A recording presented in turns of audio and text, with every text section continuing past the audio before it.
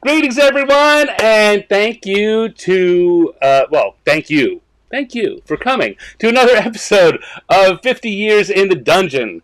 This is the show I'm doing this year because it's the 50th anniversary of the game Dungeons and Dragons and the entire hobby of role playing. And so, this is my way of celebrating it. Role playing and D&D have been a big part of my life. I have been working and playing and enjoying the hobby since 1979, which is just 4 years into the existence of it. And so I know a lot of people. I've talked with and become friends with and worked with a lot of people who have worked on the game. And I invite them in to come and talk with me. And, some people that I don't know so well, which is even more exciting. But this week, I definitely have someone I know very well. We worked together very closely at Wizards of the Coast, at TSR, on a lot of great products. She is one of the best editors and one of the best managers. She was my manager for a while. Fantastic manager. I learned a lot from her in everything we've done in work, socially, and now here in chat. I'm going to bring her in so you can learn from her too. This is Sue Weinlein, who has been an editor and a creative director. I believe she's done a little bit of fiction writing and design, though. She'll tell me if I'm wrong about that. She was also in charge of the Wizards website, the D&D website. Not the whole Wizards website, the D&D website. And she was the managing editor of Amazing Stories for a while. She's done a lot of stuff, is what I'm saying. And so we're going to have some very interesting stories to chat about. So I'm going to stop blathering now because I'm way out in left field. I'm going to bring her in so she can tell me where I'm doing it wrong. Hello, Sue. Thank you. Stan. Good to see you. Good to see you, too. And we've got Ravenlore and Julia are here. Hello. Thank you for joining us. So, what did I clearly get wrong in giving you your intro? You did really well. Not so much out in left field at all. No, I've had a lot of jobs, but I feel like almost all of them can be boiled down to editor, and it just depends on how you look at it. Because I was, a game editor, and I was a producer on the website, but what is that really? It's kind of like managing an online magazine, so it's my definition of editor.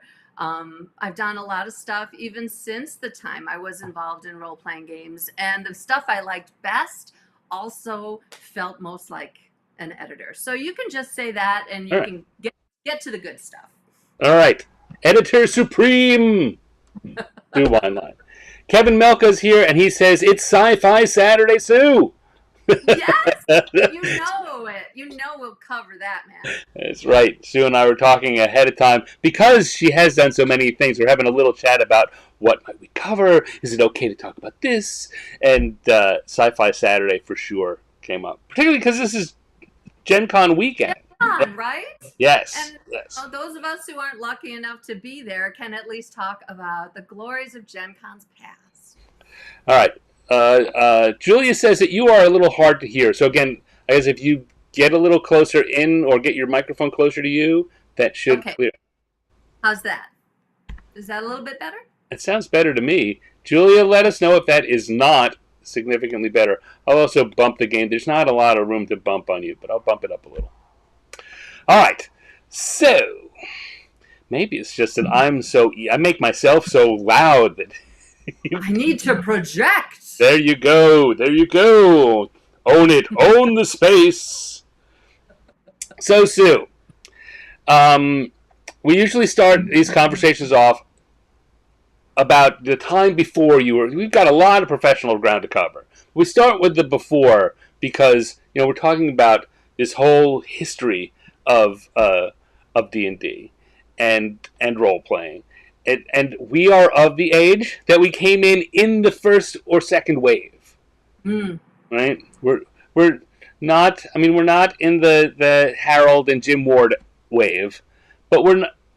While they were earning their professional bones, that's when we were rolling into the hobby bones. So, how did you And I know that on top of D&D, you have a really strong connection to convention culture.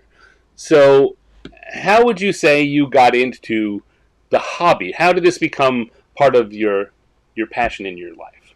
Yeah. Well, before I even knew about D&D, I was a fan of science fiction and fantasy. And I love reading. Well, who on this show can't say that? We're all big readers.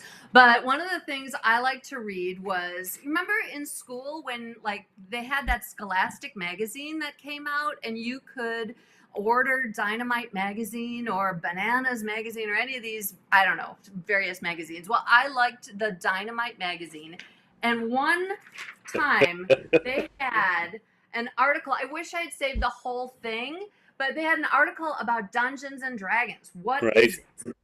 I don't even have a date on this thing, but it's got to be around this time right, because I read the article about what D&D is, like collaborative storytelling, and that sounded like the best thing I'd ever heard. So I convinced my mom and dad or Santa Claus to like get this under the tree for me at Christmas that year. And that might have been the year that everybody was getting this. I know there was a really big Christmas season where yeah, the purple box was yeah, huge. And I'd like to say that it led directly to my long and everlasting association with the game, but it didn't. It was a complete failure for me. oh, I had never seen a game like this before. I had like Monopoly and right, Payday and board games and like all these books and the module and the hex map and like I didn't know what I was doing.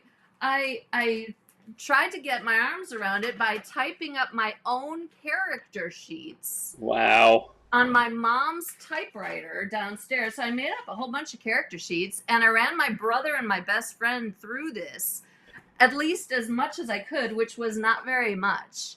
And I wound up getting so frustrated.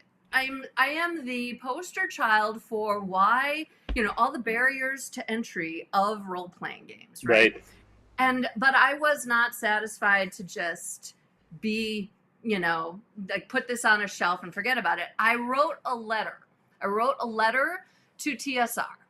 and I apparently saved the rough draft of the letter. Oh my God!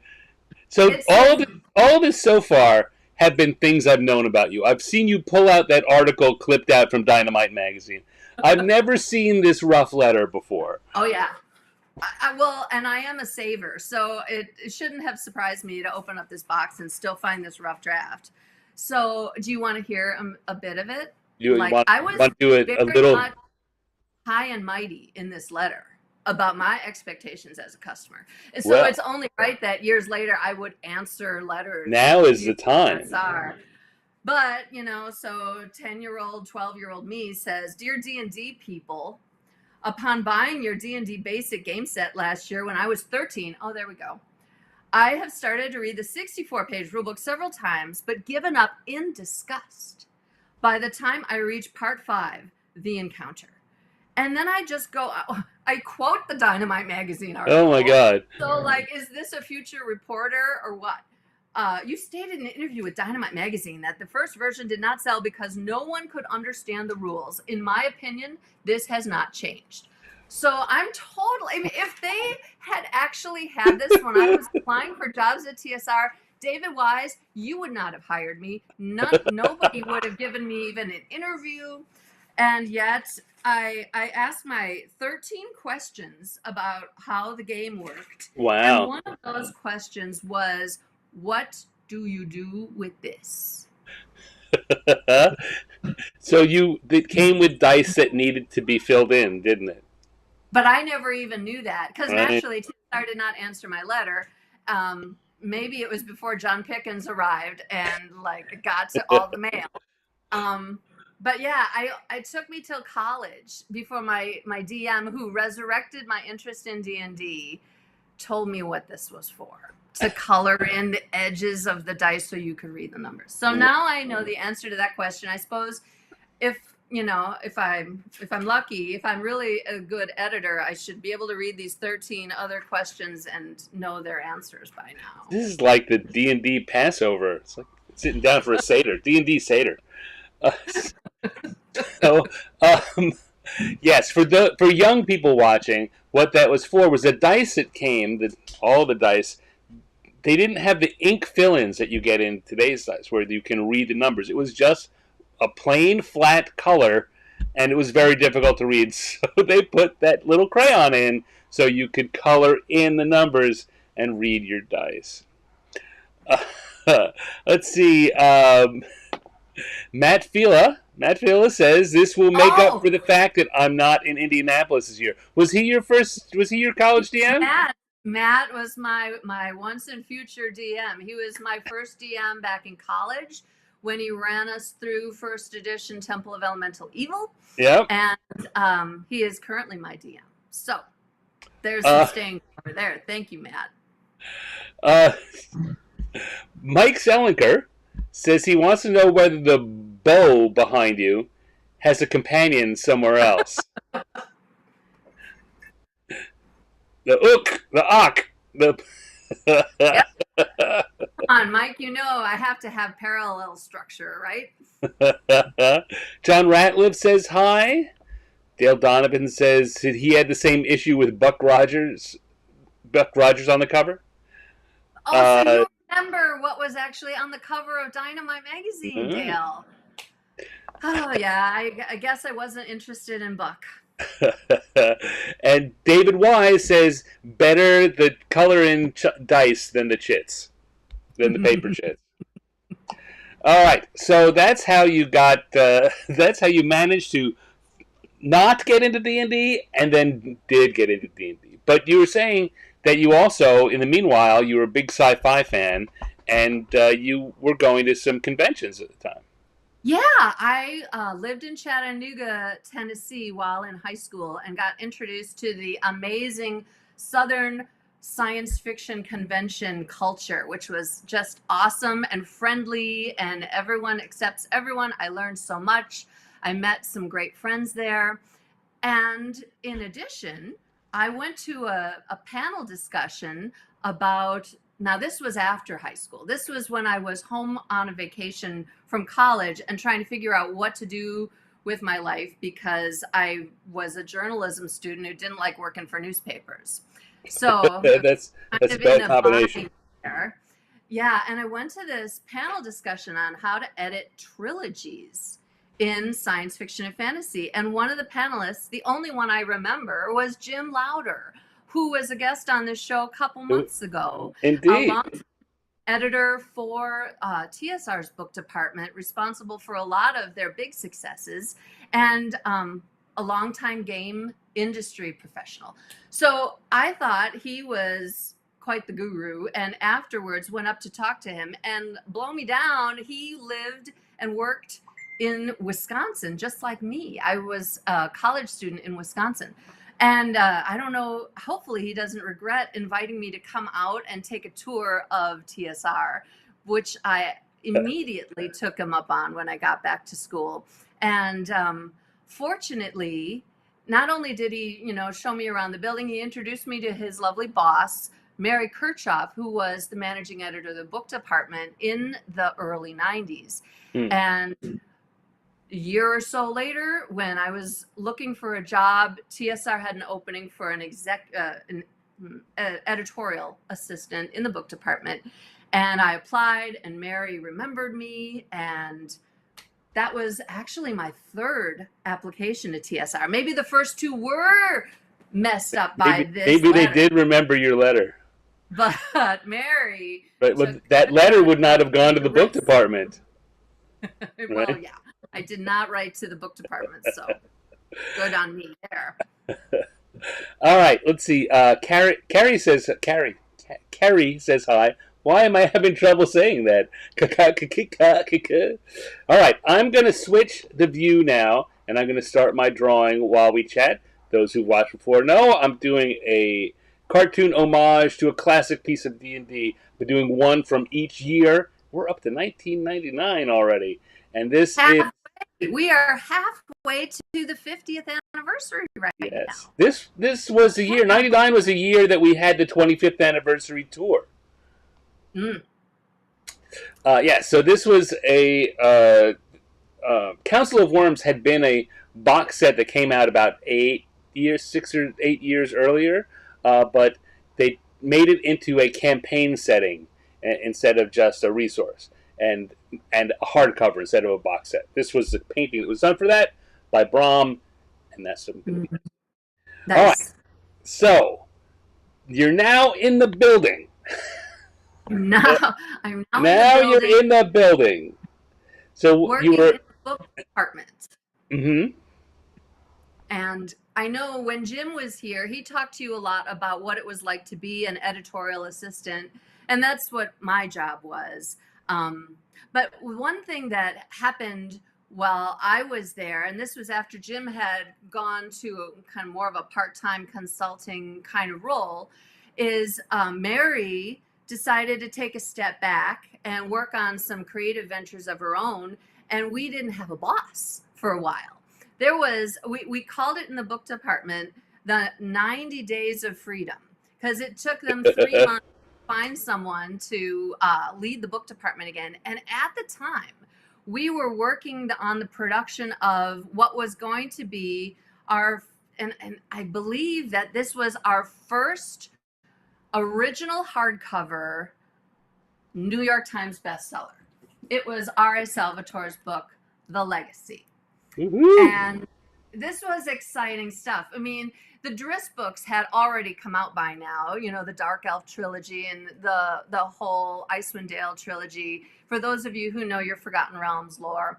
And they were super, super successful. And so they made the big decision to give Bob Salvatore this hardcover. The only thing is, we weren't really in the business of publishing hardcovers. So there was a lot that we had to figure out, like, how do we design this dust jacket? What is the size that we want to do? And it was just us, you know, the six of us in the department with no boss, in my memory anyway. You know, maybe the other editors, you know, had a rock solid plan for this, but in my memory, it was kind of like freewheeling design a book jacket for this book that a lot was riding on. I remember our copy editor, Marlis Heasel, who had a lot of graphic art experience, Yeah. designing, you know, what this would look like, and, you know, the back cover. So it was all, you know, done with a lot of love, and it turned out to be it just flew off the shelves, super successful. And it led to a whole line of follow-up books, also original hardcover. So it was exciting to be part of that. I wasn't doing any of that work. I was mostly just proofreading what the other editors were putting together. But I still feel proud to have been part of that team. Oh, for sure. I mean, anyone who's done that kind of work knows that it's a team. It's a team effort always. Yeah, very much so. It was. So, what were the first books you were working on? Well, I was a proofreader as an editorial assistant. So I proofread almost everything. And, you know, back then we did 3 books a month or so. And so, yeah, you can't really name a product line that I didn't proofread. But I did have a little bit more involvement with certain books. I remember Dan Parkinson did a trilogy of dwarf-related Dragonlance novels there called the Dwarven Nations Trilogy. And he and I had some nice back and forth, and it led to him putting my name in a dedication. That was a real sweet thing for him to do. Nice. I worked with the authors, setting up little visits. I won't be so grand as to call them author tours, because it was really them going to their local Walden Books and signing copies. But I would make those arrangements and send them a bunch of posters for promotional purposes, things like that. The one thing that I remember being quite proud of was being able to copy edit after I'd paid my dues for 6 months or so. being able to copy edit a book all by myself. And this was a book in the TSR books line. This was a non-shared world product line of original fiction from authors, some of whom didn't do other books in our shared world lines. Greenfire was written by a woman named Louise Titchener, I believe, and it was my first copy edit experience. So I kind of shudder to think at what I put that poor woman through, but I thought the book turned out great. I hope she did. And it made me want to continue on this road toward being a full-fledged editor. The only problem was the book department really didn't have any room for another editor. So I looked to the games department instead. Aha. I was about to say, so how did you're doing so well in books, how did we get you over to games? And the answer is, there was room. Yeah, I stayed in the book department for about 18 months, and I learned a great deal. And but you're at that age, you're looking to spread your wings a little bit more. And I think one of your previous guests was talking about the expansion of the creative services area in the early to mid 90s, and how much hiring was going on there. And this would have been in 1994, I think, and 1993, 94, something like that. And I was very happy to get a chance at editing in the games department. I remember thinking when I got there and they gave me my first assignment and said, you have 1 month per 32 pages to edit this game adventure. And I'm like, are you kidding me? A month for 32 pages? Do you know what we do in the book department? We have a week to do a whole, to proofread a whole book. Our editors, get a month to do a first edit. So the idea of having this luxurious amount of time for a 96-page book, I have 3 months? Come on. There should be no mistakes in any of these books because you've got nothing but time. Well, then I learned what there is to the job that they don't actually tell you about, you edit this whole project, but you're also managing the map order and the art order for the illustrations that will go in the book. You're also editing the galleys, the proofs of the last product that you did. Those come through on their way to the printer, and you have to work on that. Right. And then there are administrative meetings and planning Gen Con and planning various other, marketing campaigns. And they drug us into all sorts of things until that 32 pages in 1 month thing just wasn't enough time. And one of my first projects, I still remember this, and it's humbled me ever since. I must have been rushed on this project, and in the process I let a map go out upside down in the product. So Skip Williams, wherever you are, I would like to apologize again for letting that happen to your city sites. I don't know what was wrong with me. I think we caught it in Blue Lines before it actually went to press. I hope. Oh, good. Yeah. Well, then that doesn't count. It got caught. Well, in my arrogance, it counted. So it was the dose of humility that I think I needed at that time. And well, I think you bring up a good point that I think has been danced around in previous conversation, but hasn't really been brought out as much as you did there. Is it when that says you've got a month for every 31 pages? That's like you say, it's not the only thing you're doing, and that's not the end of it. When you finish with it, it's not done. It's not going to press. They keep coming back. Yeah. It's like the undead. I know. There were some projects that I just did not want to see on my desk again. Yeah. Oh boy. Yeah. And sometimes you see the blue lines. You're like, oh, I thought I killed you already. But you know what? It was actually very rewarding. It made me realize that I was the caretaker for this product. Once the writer was done with it and it was in the hands of the editor, it was your baby through Yeah. typesetting, through production, until the print volumes came back into the office. And, that's a big responsibility. And it kind of stuck with me throughout the years, even until, this this most recent millennium where I worked as, a co-owner of my own game company. And, the buck really did stop here. I Yeah. think the work we got to do as editors at TSR prepared me well for that. Well, you know what? I would love to talk a little bit about that as we go along. We got a lot to cover. Let's let's go on. So, you were saying that Gen Con, again, this is Gen Con weekend, and I feel very, although I'm sad I can't be there, I'm glad that, I'm glad you can't be there. Like, I'm glad you're Yeah. missing it too. I'm glad that we can spend this time together. Hey, everybody, this is our surrogate Gen Con together. So we're actually hitting it before the actual convention begins tomorrow. So yay us.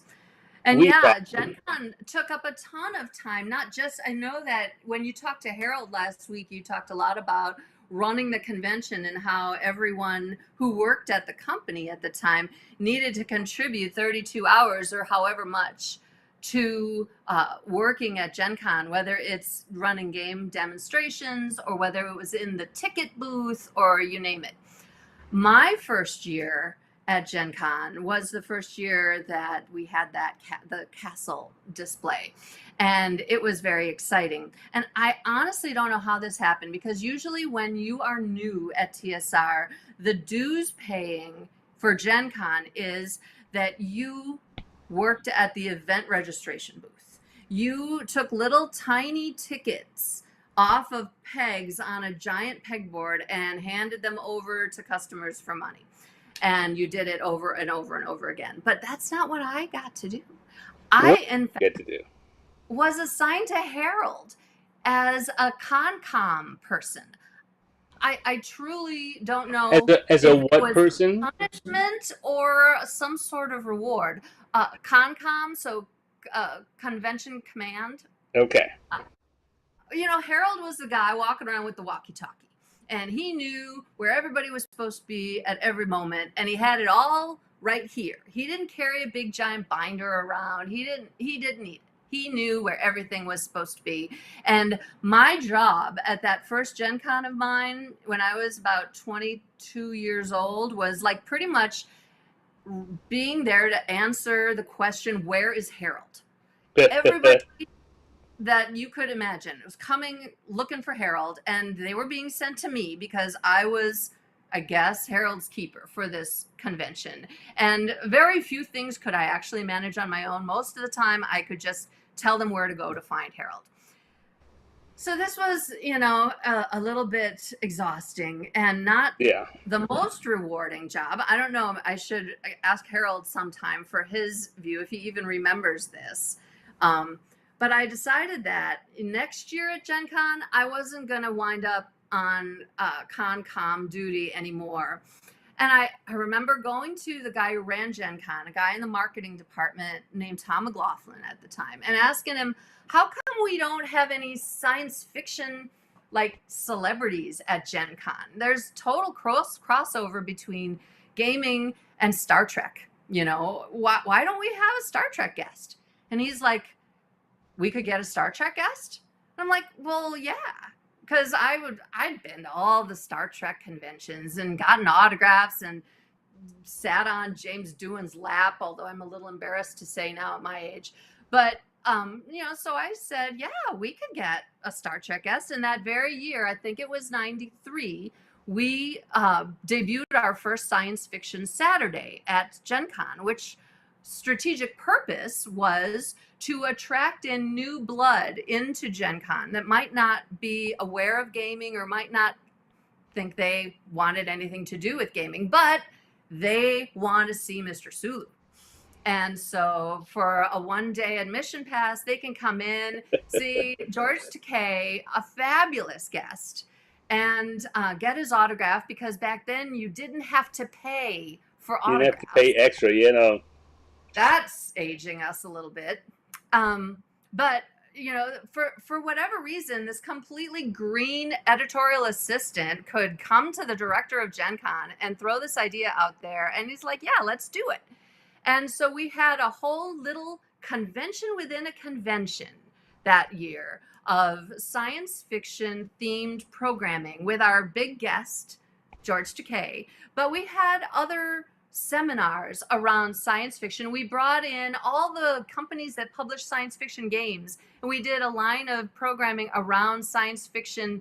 We brought games and books together in these sessions, and we just had a ball. We even built, thanks to Harold finding money in the budget somewhere, we even built our own facsimile of a Starship Bridge, so that we had a grand place for George Takei to sit in the captain's chair and sign autographs. Wow. And I enlisted all of my friends, both within TSR and outside of TSR, to come and help us run security for the autographing. We got the local chapter of the Klingons, the IKV Komar Klingon ship from Milwaukee, to come in and do a jail and bail for charity. We just kind of did our own little mini convention within a convention, and it must have done enough of a bump to our admission numbers that they decided to do it again. And I think they did it for about 5 or 6 years. I have one, since we're talking about 1999, I have one Gen Con booklet. This is from 99, the silver anniversary of Nice. D&D. Hold on, let me pull you back up even here. That's got pull that up again. Oh, this here, There we our go. silver anniversary logo. Do they have a golden anniversary logo? I don't know. I don't. Well, I don't know. in any event, so we did science I fiction know I had to Saturday make up my this own logos. So. So in this particular year, you see the Amazing Stories logo is, no wait, where you need to see it this way. I'm challenged with the backwards camera situation. Anyway, you can see that Amazing Stories has their logo right here, and that was, I think, 2 years of Science Fiction Saturday was actually sponsored by Amazing Stories magazine. So, I convinced the whole Amazing Stories team to sign up for amazing work as the So hosts. I guess here's the thing that it's entirely possible a lot of people out there don't know is that Amazing Stories was owned by TSR at that Amazing point. Stories was, yes, and was published at TSR. In fact, that was the first job I applied for at TSR before I even graduated college. I applied to be the editorial assistant at Amazing Stories. Did not get that job. But Kim Mohan, our editor-in-chief, later saw the error of his ways and hired me probably 8 years later, 7 or 8 years later, when he was looking for a managing editor. So all's forgiven. Kim was a terrific editor. I don't think he really loved all of this promotion stuff and setting up like schedules of events, but he did like that we got more, we amped up the volume talking about Amazing Stories. We were doing licensed Babylon 5 stories at the time in Amazing, and so we had a number of Babylon 5 guests this particular year. We had Walter Koenig, who, if any of you have been watching Bab 5, like Matt and I have been watching lately, he was a psych-cop on the show. We also had a woman who played, what was her name? Ivanova? Jakar. No, we didn't have Ivanova. We had Jakar's assistant, Nataf. Her name was Julie Caitlin Brown. She was lovely. So it was a ball working on Science Fiction Saturday. I got my own walkie-talkie at some point, so I had kind of come full circle there. And I feel like we did a really nice merging of the fandoms of gaming and sci-fi there. And of course, you know that they still have plenty of science fiction celebrities who come to Gen Con today. Right. Well, yeah, and so in a way, you helped to create the modern cross-genre convention because now it's so you know what? There's a lot of things like that. You know, you're gonna poo-poo this, but there's a lot of things like that because Gen Con was such a big thing to the outside world. It seemed like let's put on a show to us because we know how seat of the pants it all was. But Gen Con was one of the premier conventions, maybe the premier convention, uh, aside from or in parallel with San Diego Comic Con. The two big conventions that happened annually in the U.S. People would travel from all over the country and internationally, so in that way, it was the blueprint that a lot of other people tried to emulate. Mm. And that the reason that other regional shows started doing the things that like that, I think, to some significant degree, are because Gen Con did it and proved that it was good and that people loved it. And so, Well, and back then when you and I were new gaming professionals, there was still a bit of a stigma. There was recent memory of the whole satanic panic thing. yeah, And there was still vibes among the general public that I don't know about this D&D thing. And so one of the goals that I had with Science Fiction Saturday, and I think that the convention management respected and agreed with, was let's just get them in the door, and then they will see that gamers are the same as they are, the non-gamers, and that we're all one under the big tent of geekdom, right? yeah, I think that is a very valid idea, and you're right. A lot of these conventions do cater to lots of different facets of fandom, and they're all valid and they're all fun. And you may never know anybody who's into a different aspect of gaming, of fandom, until you go to one of those shows and you bump into them and realize that there's a lot to say for that. So yeah, so to that end, I think that there's a lot of things like that no one's.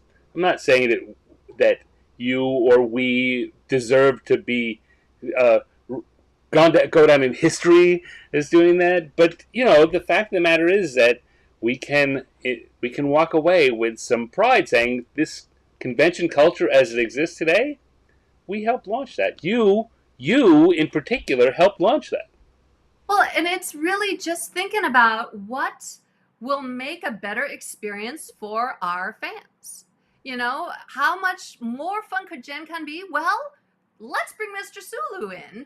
And in years to come, we had, Scotty, we had Q, we had Majel Barrett from all of her different roles. We had Mark Hamill, I think. It was awesome. And so, yeah, Gen Con can be even more fun. And, it doesn't matter what my job was in these last years of my career. As long as I kept my eyes focused on what will make a better experience for the customer, for the fan, I think that's the right thing to do. Yeah. Okay, off my soapbox. That is hardly a soapbox, and if it was, then it was a well-deserved one. All right, so I'm just trying to keep an eye on what I'm doing and what the time is and what's going. Sean Horner says, before I ever worked at TSR Wizards, me and a group of my volunteers reported to a radio girl named Sue. Thank you. You're a radio girl. Thank you, Sean. I mean, yeah, there was so much going on with Science Fiction Saturday without your help and all of the volunteers who, had no reason to be there except for wanting, to do me a favor. We couldn't have done it. All right, so you went from being an editor. By the time I got there, you were still an editor, but you were Harold's assistant. And that was the era of Dragonlance 5th Age. That was. I came in and I was working mostly on Ravenloft in that group. I was doing editing on Ravenloft, but that was right when the 5th Age game was launching, and our designers had been. We're not going to continue to do Dragonlance. Bill Connors was going back to doing Ravenloft, and Skip was going back to doing core D&D and stuff like that. And I got the opportunity to start doing some more writing on the team at that point, and that's when you and I started working a little closer. Yeah, you didn't know what you were getting into, did you? If I had it all to do again, I'd do it sooner. Oh, I didn't know what I was getting into either. But at that point, on Harold's team, I had been fortunate enough to work on the Birthright box set for AD&D with Anne Brown as the senior editor, and she really was a terrific mentor. She helped me understand how you juggle all of the components of a big box set and keep everything moving through, the writing phase, the production phase, and so forth. Without that experience working on Birthright, I'm sure I would have been very poorly prepared for Dragonlance. But I loved Dragonlance. Even before I ever came to work at TSR, I was a fan of the Dragonlance books. I had them on my shelves. They had a lot of meaning for me. And so the idea of being able to relaunch the game line with a new starting point in time, starting after the events of this massively successful hardcover novel from Weiss and Hickman called Dragons of Summer Flame, that was super exciting. Management had decided that Dragonlance was not going to be D&D this time, but a new game system was needed. And that gave us the opportunity to redesign not only the game itself, but the packaging. So I'm no game designer. I leave all that up to the experts. And Bill Connors was our resident expert who was the lead designer of the Dragonlance 5th Age game. But I wanted to bring a little bit of the book. So yeah.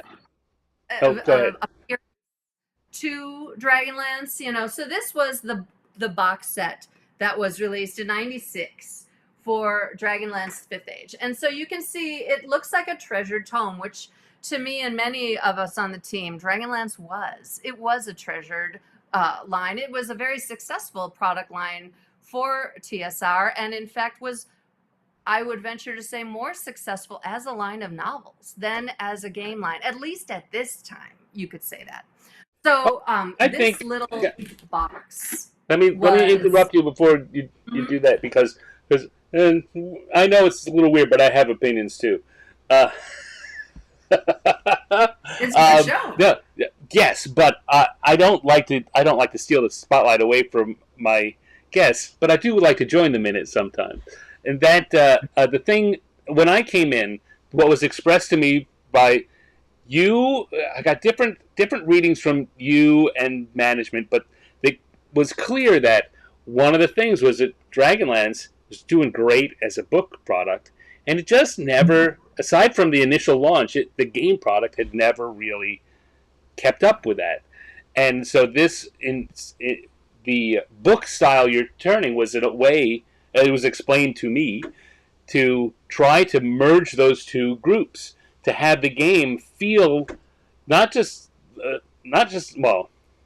like a book, and as you say, like a treasured book. It's not just any old book. This is something you'd keep and put on your shelf. But that whole form factor was about finding a way to let the book fans know there's this game and it's for you too. It's not, you don't have to worry about that big 300-page scary player's handbook that almost kept you from gaming. Right? And no, like, weird looking dice that you couldn't figure out. These are playing cards. And they, had a very simple game mechanic to, resolve actions. And it was different. It was fresh. And it was about 10 years ahead of its time. It didn't have a long life, but you know what? It got some great reviews. I think it was seen as a welcome advance or a welcome evolution.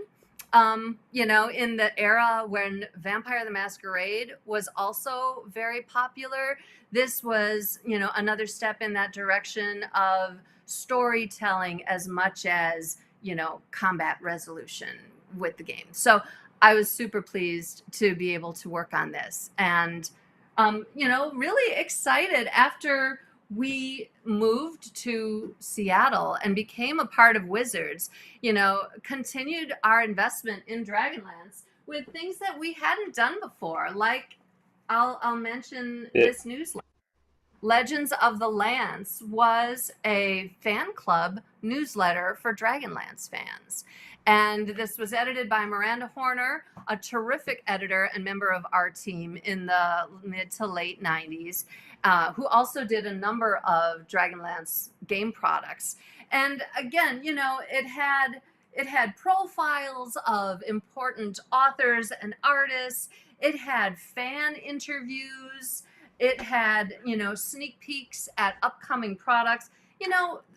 Back then, there was no, easy website for all of this stuff. We were still kind of in the time. I mean, this was right after the acquisition by Wizards of TSR, when TSR was not even used to having email. We were used to posting all of our memos and notices up on a literal bulletin board in the hallway. Yeah. So yeah, a paper newsletter was kind of the culture at that time. And, there was a lot of love that went into this too. So, Miranda did a fantastic job and has a legacy here with me. Yes, indeed. And there's so much that was, I look back at that era, and there were so many things that we were trying to do that were on the edge of the old, but not quite up to the new. And some of the things we were trying to do that were just too soon. Right? The culture, the gaming culture in particular, had not caught up to us.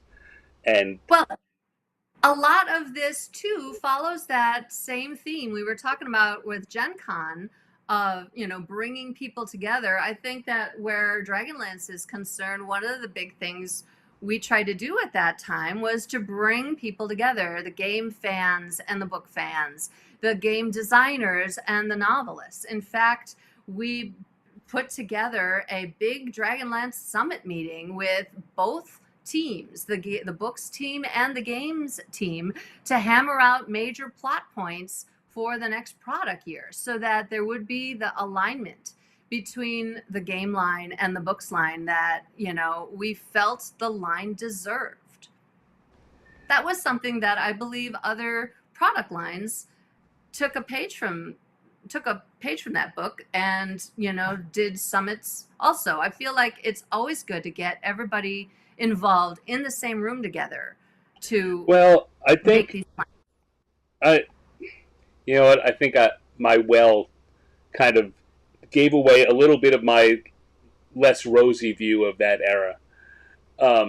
We struggled, and in my more cynical moments, I'm not this casting the shadow over all of us. That we struggled in the last years of TSR, that there was some tribalism going on between the book department and the games department, and the summit, I think, happened. One of the people that should get maybe the first, maybe not the most, but certainly the first credit is Peter Atkinson for immediately stepping up and saying, look, he wanted to bring Margaret and Tracy and TSR, and even the TSR book department were estranged at that point. They were fighting, and for real contractual reasons. It wasn't one of those kind of snipey things. And Peter made sure that got cleared up. And part of that, and he encouraged, I think he would have forced us if we didn't jump on it. He encouraged us to do what you're saying and bring everyone together and do this thing. That first summit really was we had a pretty strong schism between the game and the book department, despite the fact that we're trying to tell the same story. They say tribalism was Well, we had been trying to tell the same story from two separate camps. You yeah, know, the whole time this product line was being launched, there was a very successful trilogy of books by Gene Raby called Dragons of a New Age. yeah. And, you know, the game side had input into the book plots and And oh, I went to the sorry, I cut you off. Sorry, I accidentally hit the wrong button and cut you off in the middle of that sentence.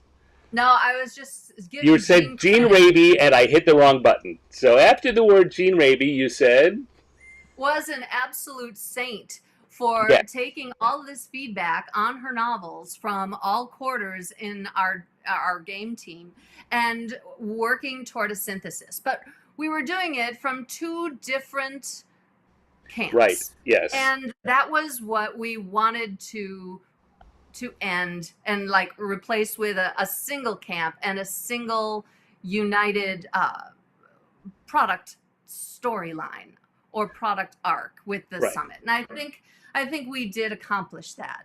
And Well, it wasn't I think we really did. And again, you know, I try not to make this, particularly the show about grinding old axes at all.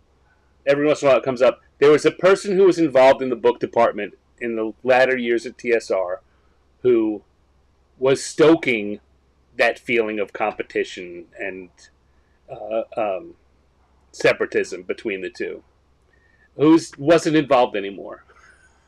and, you and know, and deep down there no one could argue with the deep commitment that everyone had. The right, novelist, of course, the game design and game editing team, hugely committed to the success of this work. indeed, absolutely. And yeah, none of the creatives, I think, were in that camp of people who were inciting the problem. Everyone wanted it to work better, and I just my very strong opinion uh, is that the confrontation was kind of thrust upon us, and both sides had to play their role because that was the role that the bosses had for it. But the buyout happens. Peter bridges some gaps. We have we'll go back to that.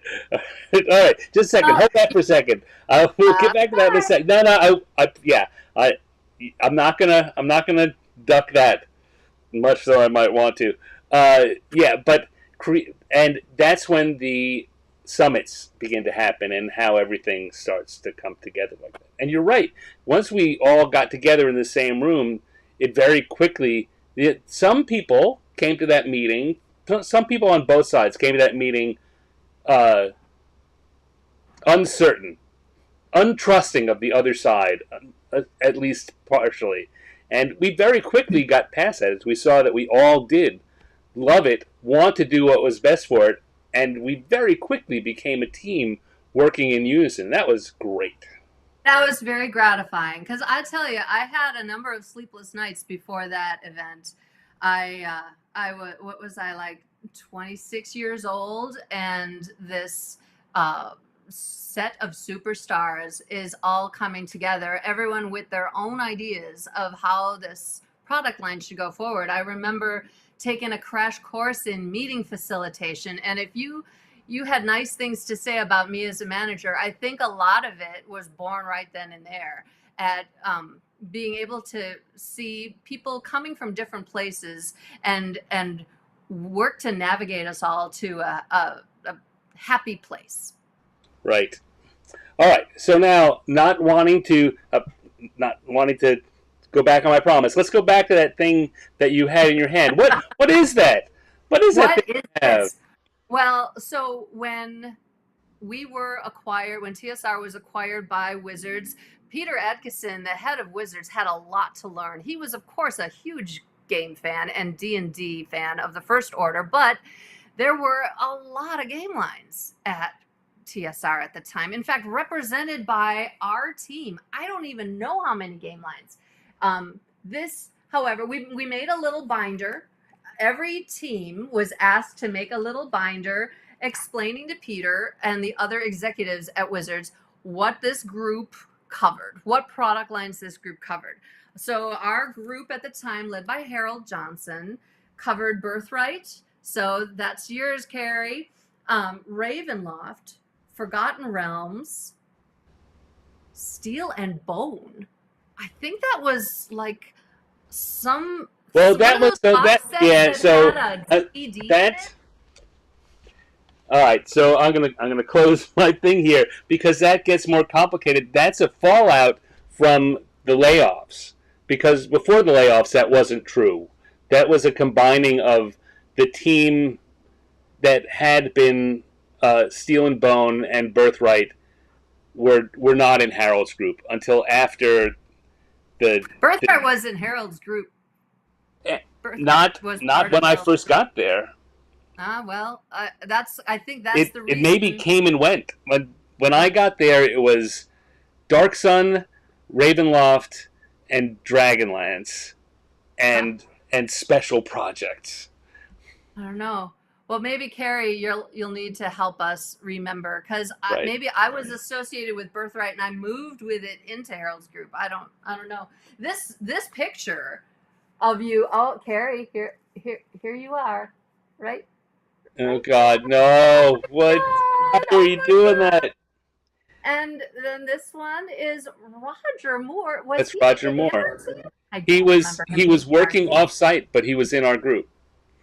So here's Anne. I'm trying to do this backwards, and as you can see, I'm terrible at this. So here's Anne, and she was on your show a few weeks ago? 2 weeks ago. Up here in the corner, right, Yeah. kind of over there. And I still use this as my avatar on a lot of things, like my eBay pictures. Why have you not come back to ask me to do a new one? Those were so bad. It's wonderful. I scanned it and I have it as a JPEG on my computer. So I love it as the icon. Never get rid of this. Yeah, I love it as the icon of that moment. But and I think Harold, which you drew as Tasselhoff, isn't that fabulous? Well, Harold had a hoopak in his office.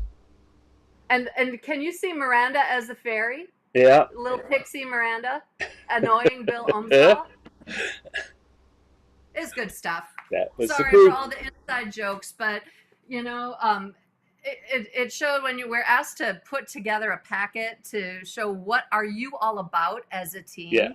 Yeah. This is the heart right here, Stan. I love that you've still got the whole packet. Oh God, yeah. I didn't save everything, but I saved this.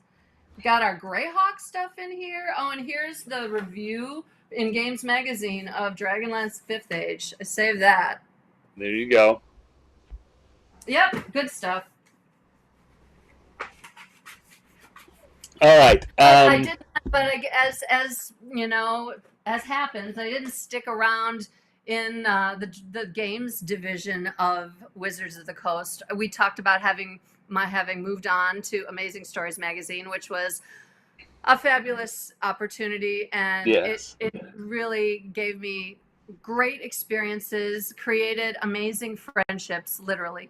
Yes. And once again, it did not last. The magazine market on the newsstand was just really brutal at that time. And as a quarterly magazine, we just didn't have the profitability to continue. And so I moved into the web team, which was, as we said before, kind of like a digital version of a magazine. And it was a really fun time to be part of the web team.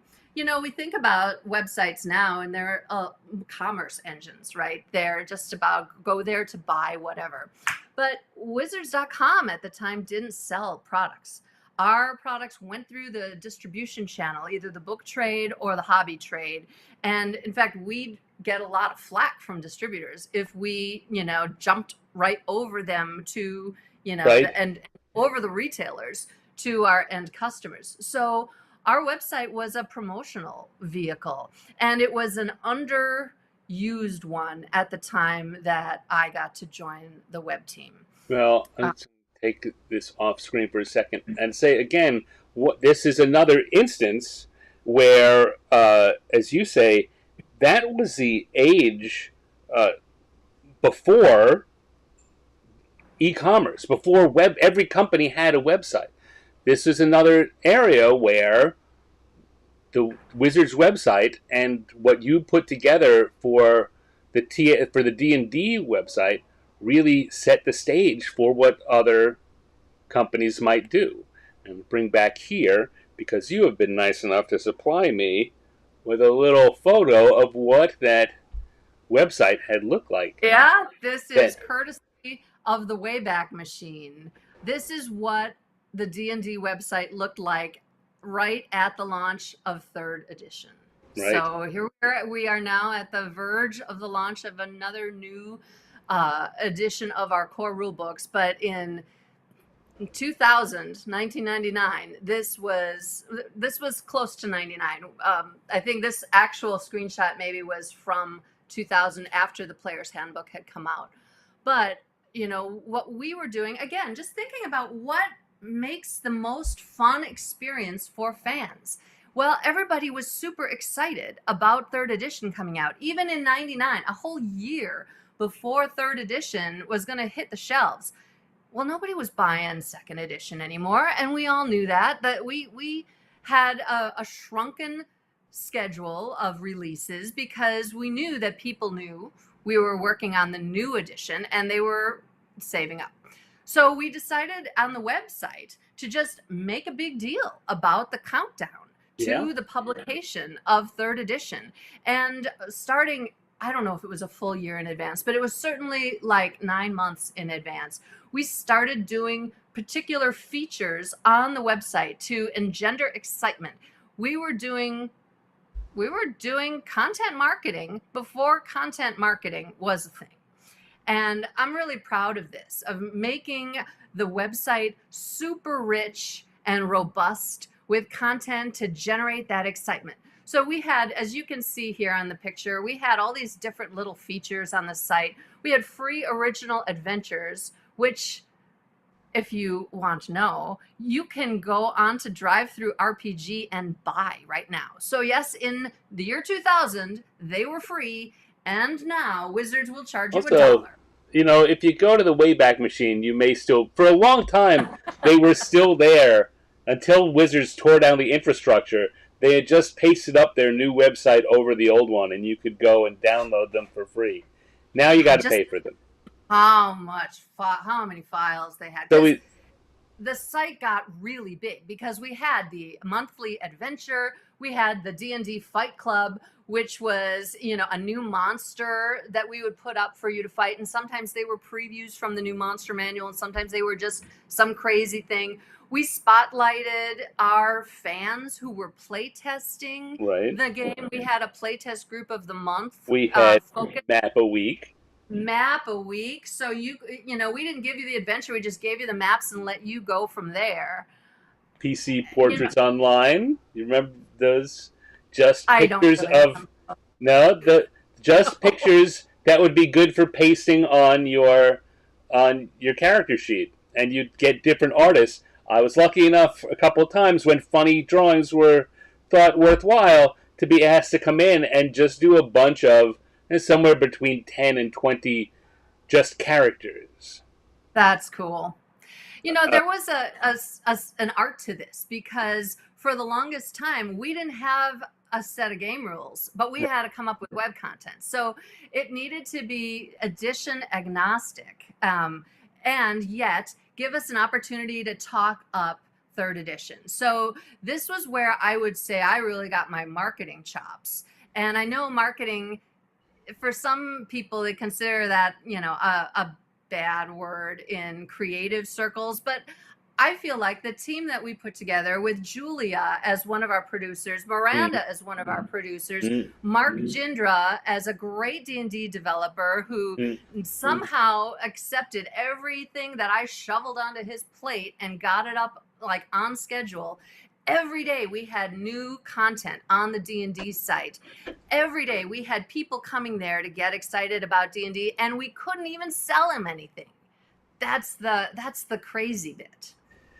Let's see. Cliffhangers was it? So you had the monthly adventure, and then each week you had a thing called Cliffhangers, which was a set of 5 interrelated encounters. It was like an encounter a day that got Mm-hmm. put up. And you put them all together at the end of the month. You had a mini adventure. Yeah. I was just trying to come up with ways that we could feed the beast, and get something new on the site, something for people to come back to on a weekly basis. I think nobody really liked the format of getting it in pieces. Nobody ran Right. it that way. But, you know, But I mean, that we was had, the era had to when give. where hits counted, right? You wanted them to come back, a reason to come back every day. That was our only measure, really, because we couldn't measure in dollars of sales because we weren't selling anything on the website. But we used the website, as you can see. So this was Sword and Fist was one of the first supplements that came out after third edition launched. Yeah. And we were able to get the errata out there in front of people. We were able to, if not everything fit in the book, we were able to say, hey, the web team will take it. We'll Yeah. publish it as a free a web enhancement on the website. And if we figured it out soon enough, they could put a little bug on the back cover of the book saying web enhanced product. Yeah. And you could go onto the website and find a whole nother chapter that the overzealous designer had written that never happens. Oh, designers Mm-hmm. overriding never happens. No, So and I think it was because we had such a good relationship. Julia and Miranda and I and other members of the web team came from the game department. We knew all the people there, and we could just go in and talk to them about, hey, what do you got? Do you feel like working on something, special for us? Do you have anything extra? And kind of doing it outside of the normal hierarchy of the company is probably what made it so successful.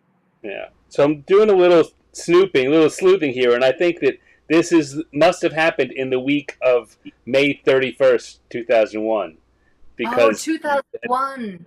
that's the chat schedule. There you go. And that was another thing that we were super proud of. We had such an active set of chat rooms on wizards.com long before there were podcasts and shows like this, web stream. Nobody was watching people play D&D. All we had was chat rooms, right? But we had multiple events every week around D&D, bringing the designers, the artists, and other members of the D&D community up and putting them face to face with fans who could ask their questions and have those interactions. Leaking exciting things about third edition before it came out. It was a very aggressive schedule. I remember at one point I had like a grid that looked like a page out of TV Guide, with all of the different chat schedules. And, we practically killed Melanie Creel, our community manager, about all this and handling all of this. But it was part of the excitement of the time when, other than the wizards.com community, there was EN World, and I'm struggling to think of anything else where we could get together and goof out, right? Yeah, that was the birth. I mean, that was the birth of EN World. Was just getting it. It got started to go with third edition. So there wasn't the big robust world. There was the Wizards. It's hard to remember that, 25 years on from this moment. It's hard to remember how much we didn't have. Just signed your 22,000th member that week. 22,000 on the message boards. Wow. Yeah. Go us. Anyway, that was a hoot. It was a really exciting time. I learned a lot of new skills because I knew squat about web development when Right. I joined the team. And through a lot of patience from the web developers, I got a working understanding of how they did their job. And I was able to take this knowledge and use it in a later job in the corporate world, where being able to talk to the technology people and translate was certainly a useful skill. Yes. Michael Pastor says, "What chat room engine? Do you remember what chat room engine or platform you were using to do that?" Absolutely no idea, Michael. I am sorry.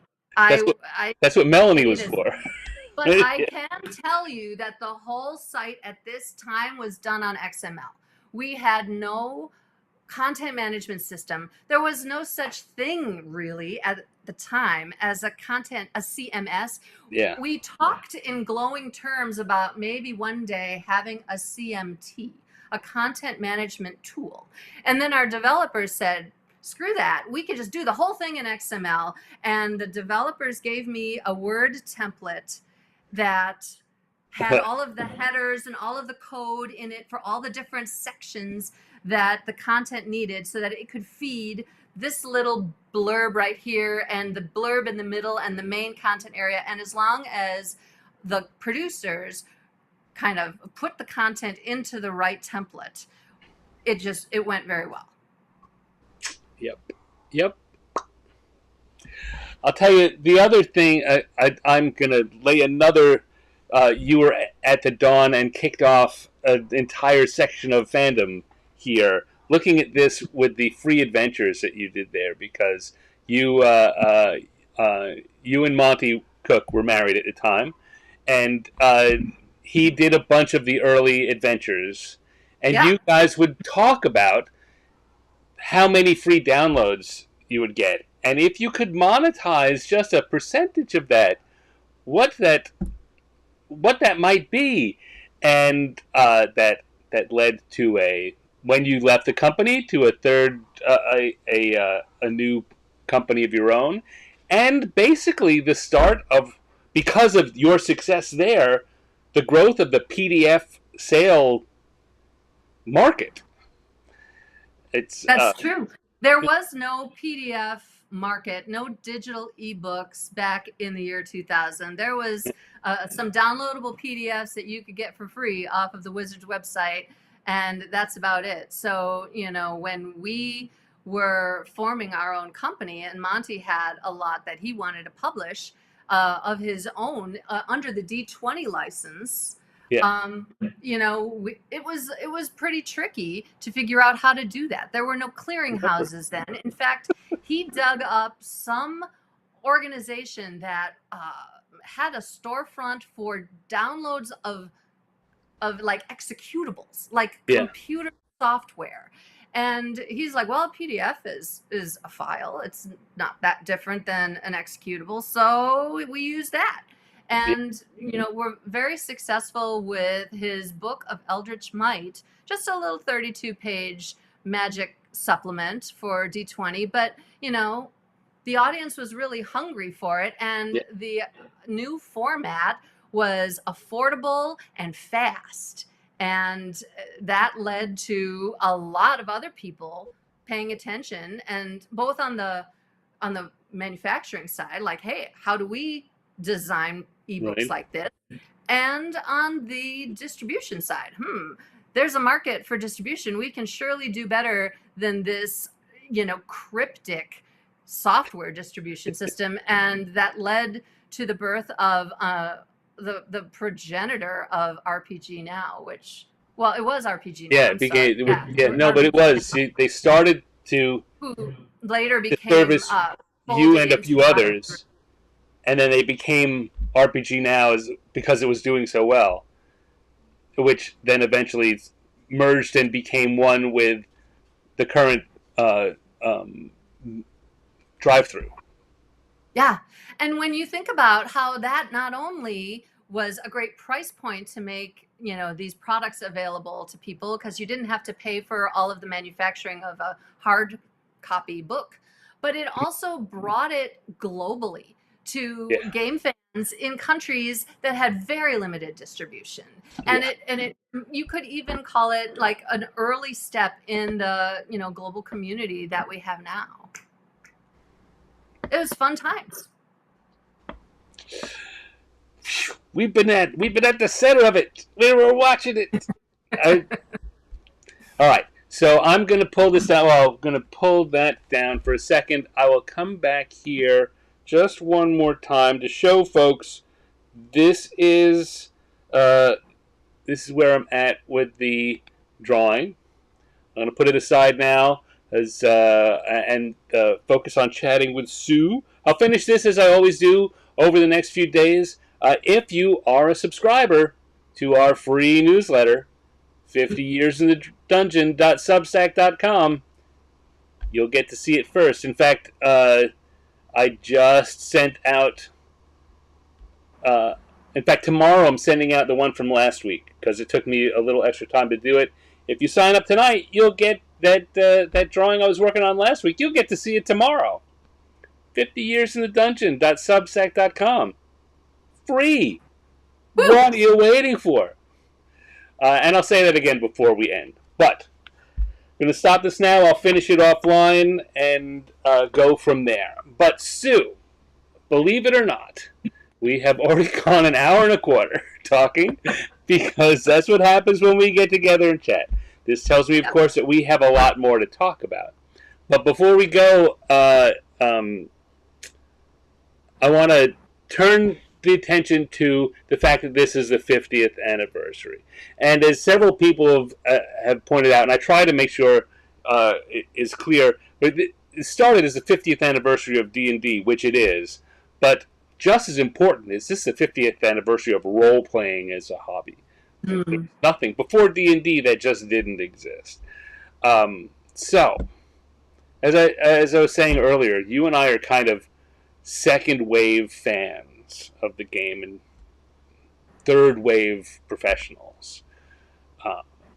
And as you pointed out, I don't remember whether it was while we were streaming or beforehand, that this the 25th anniversary tour, which seems like it happened just yesterday, is half of D&D's lifetime ago. Oh, that's crazy. No, I know. So now that we're here at the 50-year mark, half a century, is there anything you think, looking back, is worth remarking on, or is there anything you're looking forward to going forward with it? Or is there just anything you think about having been, as we pointed out, such an integral part of so much of this history? I think the two things that come to my mind are kind of related, actually, and they're about inclusivity in D&D. And could not be more different now than it was when I was a new employee at TSR and I was walking around Gen Con and looking around and like, okay, that's a lot of guys. There were very few, and I had come from, as you brought up, Stan, that culture of science fiction fandom where there were as many women as there were men at these science fiction. Yeah. And so the gaming dynamic felt very different for me. And in fact, okay, this is a tangent, but years later, after leaving the game industry, I went to work for a Milwaukee company called Northwestern Mutual, which was a financial services company. And they had a big annual meeting every summer where they bring all of their sales representatives together in Milwaukee for this big, big party / set of sessions. And anyway, kind of a convention, right? And they did it in the same arena and in the same convention center where we had Gen Con every year. And it was in the summer every year. So in my role in the communications department, I had a lot to do with like getting things ready for the annual meeting. And there was one time in a conference where we were discussing plans and I said, and then we'll bring this to Gen Con. And everybody looked at me like, what? And I'm like, what did I say? And didn't even know that I had said it. But the Northwestern Mutual annual meeting at that time was actually a lot like Gen Con. It was heavily male.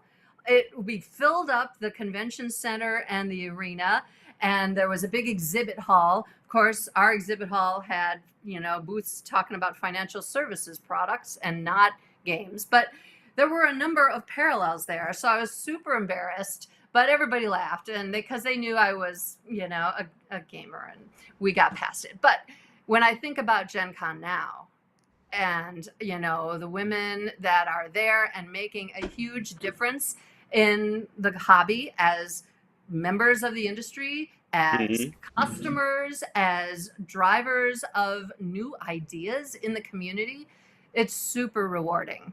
And I will even look to my own game group. We met my DM earlier, Matt Phillip, and our game group now contains some of us college friends and a couple of their kids. So the inclusivity goes beyond just men and women, but it includes generations wanting to play together. I mean, Yeah. can you imagine ever wanting to sit down and play a game with your parents? I certainly can't. My dad had a card club every week or month or something, and they got together and smoked and played sheep's head. And it was like, I didn't want to be anywhere near that crap. But these folks want to play, and Right. they're fun to have in the game, and it's so rewarding to see the picture of the typical gaming group becoming very different than the typical gaming group was in Yeah. 1999. I think one of the things that always seemed to me that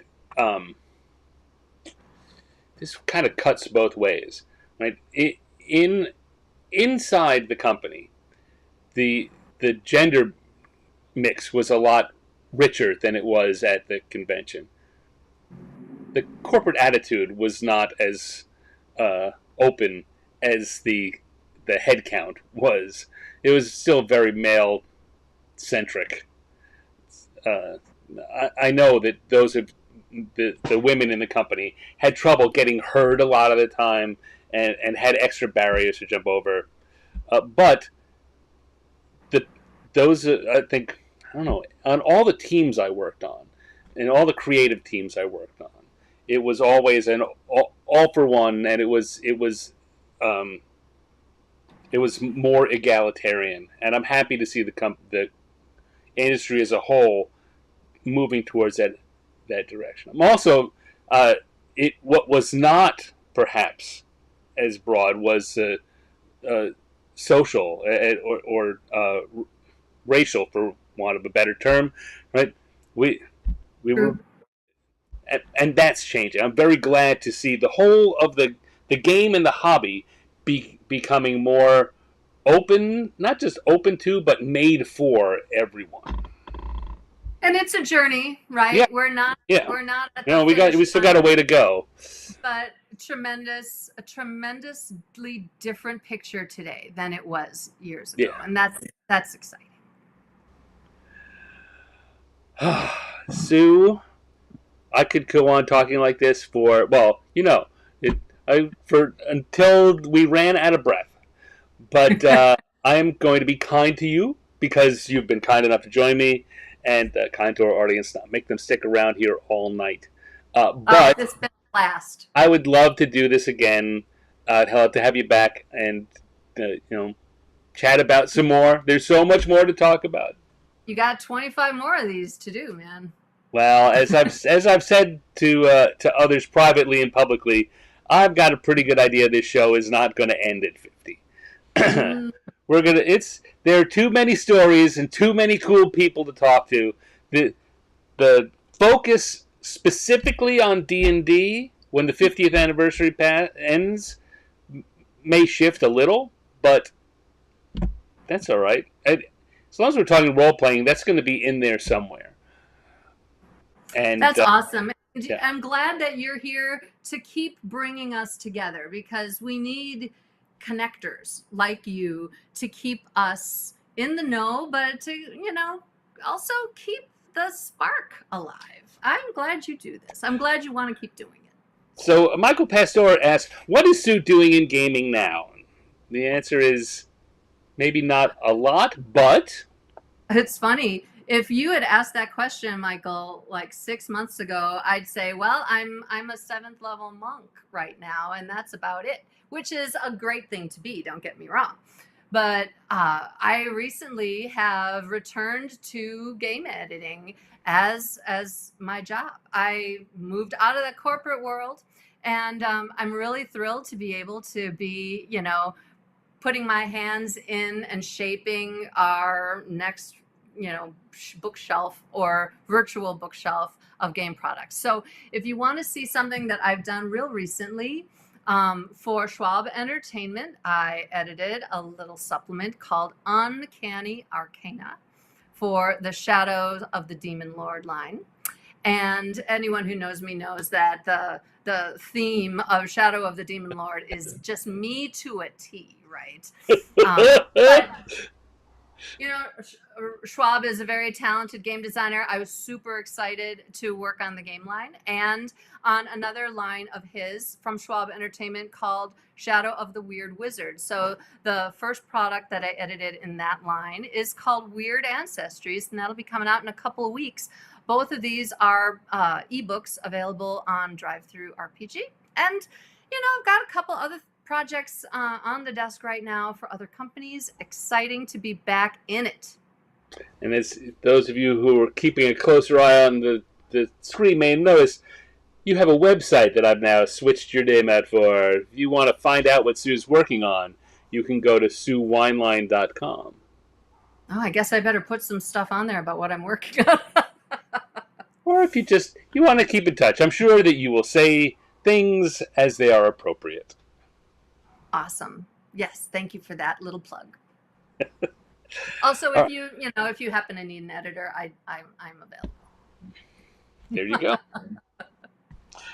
I'm just looking here at my iPad. For those who ask, I do all of my drawing on an iPad Pro using an Apple Pencil and the app Procreate. None of this is sponsored. But as I say all the time, I'm totally open to it. I'll also, one more time, shift over here to remind folks that there is a Kickstarter going on right now for a book collecting some cartoons I did with Owen K.C. Stevens. Called Damn It, Owen is the name of the book. The Kickstarter ends on Sunday. There's over 100 cartoons in there. They're based my interpretations of things he posted online that were so funny to me that I had to draw them. Just had to get them down on paper so I could get back to doing whatever I was. Owen is currently, he was diagnosed about a year and a half ago with cancer. He's going through treatment, which seems to be very positive. It's going well, but it's also very, very expensive. And we knew that these cartoons would make a good book someday. The reason someday is now is we're trying to generate some money for him during a time that he can't do other projects. So please check it out. You can go to dammitowen.com and let's say Sunday at 10 a.m. I don't know why, but Sunday at 10 a.m. Pacific time is when the Kickstarter ends. Go and check it out. Pretty cheap way to get in if you just want to get the PDF. And we really would appreciate it. Tell your friends. There's only 4 days left, so we need all the help we can get. Spreading the word and getting people to come in. If you're going to Gen Con, check it out before you go, because by the time you get back, it'll be over. Oh, you don't want to miss it. Right. But I'll tell you secretly, you can still buy in at a different price after it's over. But you want to get in at the best price possible. Check it out. Ending Sunday, dammitowen.com. Sue, it has been an unmitigated pleasure chatting with you. And I look forward to being able to do that again soon, even if we don't turn on the internet and let everyone else see it too. Thank you, Stan. It's awesome being here. And thank you to everybody who came to listen and who provided answers from my old brain that couldn't remember everything. I'm glad that you are here too. Oh, Harold has popped in. Harold. And Chris Andro. Thank you, everyone, for coming. So, Sue, I'm going to let you off. Hold on a sec. I'll come back and say a proper goodbye to you after we wrap it up. But thank you for being my guest. Lovely to be here. Bye, everyone. All right, so there we go. That was an hour and a half or so with Sue Weinlein, one of my favorite people in the world. I hope that you enjoyed it. I know that I did, and as I often say, and I mean it, I'd like to have her back again to talk. We've had such good conversations on the show, and Sue was saying earlier that we're halfway there. I don't want to be halfway to done, so some of our guests will come back. We'll revisit them. Some of them will come back after 50. After we hit the 50 and I keep going, then I can bring anybody in I want. So yes, thank you to everyone who's shown up. Once again, if you want to get all the inside scoop on what's happening here, if you want to be one of the people to see those cartoon homages when they're done before the rest of the world does, then sign up for our free newsletter, 50yearsinthedungeon.substack.com. And you can do that. There are, of course, paid versions where you get other things. I'm not pressing that. I'm pressing the free. Free. Come and join it. It's a lot of fun. If you don't even want to do that, well, you can still come and visit me on my Instagram. Instagram.com/Stanex. And just about everything I do that's public, that art that's done publicly, will show up there eventually. Eventually is the key word. And if you really, really love all the stuff I do and you want to get some behind-the-scenes stuff and some extra access to me, then maybe you want to join my Patreon. Patreon.com/Stanex. Come on over and have a look. But really, I'm gonna go back and say the newsletter's the way to go. Start there, build up. So I will be back tomorrow with another episode of my improv cartooning show, Random Encounters. It will be a Gen Con themed episode. So if you're not going to be in Indianapolis, come on in and we'll do some Gen Con cartooning together. And of course, next week I will have another guest. I'm not sure off the top of my head who that's going to be, but it's sure to be someone fun to talk to, because otherwise I wouldn't ask him on.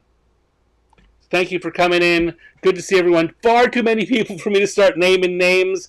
Thank you all. I really appreciate seeing you. And I hope to see you again real soon.